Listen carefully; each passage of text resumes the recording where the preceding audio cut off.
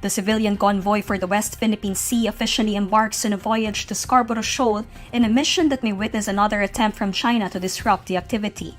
Over 100 fisherfolk along with Atenito Coalition volunteers, journalists, and foreign observers started to depart from the port in Masinloc, Zambales on Wednesday morning. If left unimpeded, the journey is expected to last for 50 hours or until Saturday morning in a show of mettle that would culminate in the laying down of buoys to assert the country's sovereign rights there. One of the volunteers aboard, Robert Francis Garcia, says they are hoping for the best but are prepared for the worst.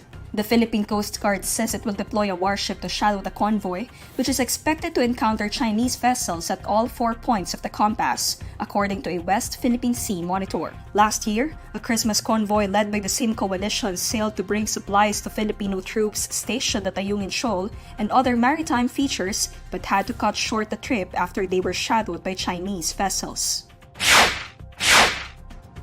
After the Department of Foreign Affairs, the Justice Department is now ordering the National Bureau of Investigation to launch an in-depth probe of supposedly illegal and unlawful activities committed by foreign diplomats. Justice Secretary Boying Remulla says diplomatic immunity should never be used as a license to exploit our country's peace and harmony for selfish motives, adding that such privilege does not shield anyone from the consequences of the rule of law. Remulla's statements were in reaction to the Chinese embassy's release of an alleged transcript and recording of the conversation between a ranking Philippine military official and an unidentified Chinese diplomat on how to manage Ayungin Shoal. Defense Secretary Gilberto Teodoro Jr. and National Security Advisor Eduardo Año earlier accused Beijing of disinformation and asked the Department of Foreign Affairs to expel the Chinese diplomats who violated Philippine laws against wiretapping and international diplomatic protocol. In response, the DFA said it would also conduct an investigation.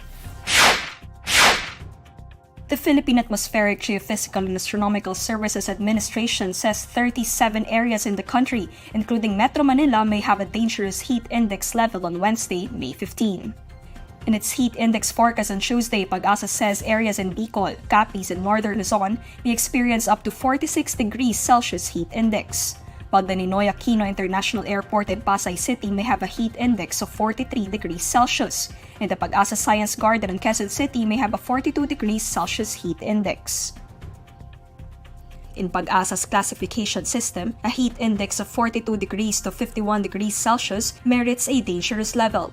Pag-asa likewise tells the public to observe heat safety measures such as wearing heat protective clothing, drinking plenty of water, and staying inside cool areas.